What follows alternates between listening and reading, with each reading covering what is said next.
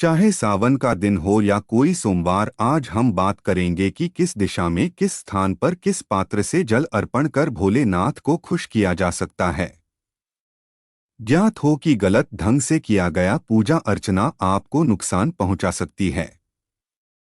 आपको प्रदीप मिश्रा जी सीहोर वाले के द्वार कही गई अच्छी जानकारी बता रहे हैं।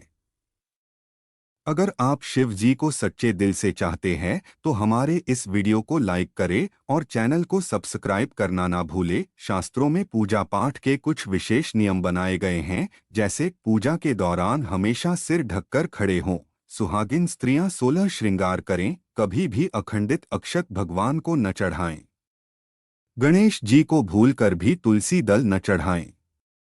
ऐसे ही कुछ नियम शिवलिंग के पूजन से भी जुड़े हुए हैं, जिसमें शिवलिंग पर जल अर्पित करने का तरीका मुख्य माना जाता है। कहा जाता है कि शिव कृपा पाने के लिए पूरे नियम से शिवलिंग पर जल अर्पित करना चाहिए, क्योंकि जलधारा भगवान शिव को अत्यंत प्रिय है और नियम से इसे शिवलिंग पर चढ़ाने से भक्तों की सारी मनोकामनाएं पूर्ण होती हैं। शिवलिंग पर किस दिशा में जल चढ़ाएं? गुरुजी ने बताया, हमेशा उत्तर दिशा की ओर मुंह करके जल चढ़ाएं, क्योंकि उत्तर दिशा को शिव जी का बायां अंग माना जाता है, जो माता पार्वती को समर्पित है। इस दिशा की ओर मुंह करके जल अर्पित करने से भगवान शिव और माता पार्वती दोनों की कृपा दृष्टि प्राप्त होती है।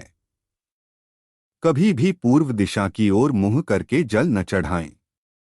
पूर्व दिशा को भगवान शिव का मुख्य प्रवेश द्वार माना जाता है और इस दिशा की ओर मुख करने से शिव के द्वार अवरोध होता है और वो रुष्ट हो जाते हैं। शिव जी को कौन से लोटे से जल चढ़ाना चाहिए? गुरु जी ने बताया, जल चढ़ाने के लिए सबसे अच्छे पात्र तांबे, चांदी और कांसे के माने जाते हैं।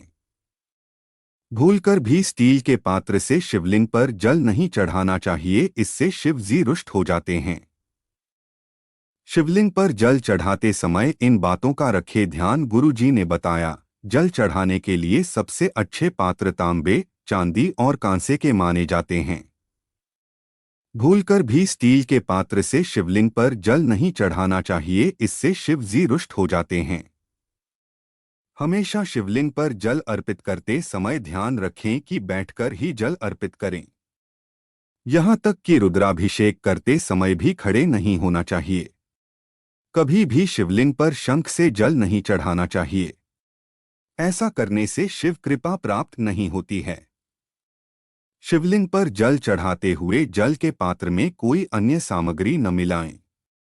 कोई भी सामग्री जैसे पुष्प, अक्षत या रोली जल में मिलाने से उनकी पवित्रता खत्म हो जाती है।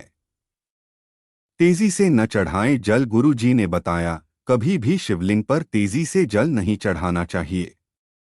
शास्त्रों में भी बताया गया है कि शिव जी को जलधारा अत्यंत प्रिय है, इसलिए जल चढ़ाते समय ध्यान रखें कि जल के पात्र से धार बनाते हुए धीरे से जल अर्पित करें। पतली जलधार शिवलिंग पर चढ़ाने से भगवान शिव की विशेष कृपा दृष्टि प्राप्त होती है। जल के साथ कुछ और न मिलाएं। गुरु जी ने बताया कि कभी भी शिवलिंग पर जल चढ़ाते हुए जल के पात्र में कोई अन्य सामग्री न मिलाएं। कोई भी सामग्री जैसे पुष्प, अक्षत या रोली जल में मिलाने से उनकी पवित्रता खत्म हो जाती है। इसलिए भगवान शिव की कृपा दृष्टि पाने के लिए हमेशा जल को अकेले ही चढ़ाना चाहिए। अगर आप भी शिवलिंग पर जल अर्पित करती हैं तो भगवान शिव की कृपा पाने के लिए आपको यहाँ बताई सभी बातों को ध्यान में रखना चाहिए। भगवान शंकर के भक्त हैं तो उन्हें चढ़ाएं यह प्रिय चीजें। गुरु जी ने बताया, जीवन में कभी कभी खराब समय का भी सामना करना पड़ता है।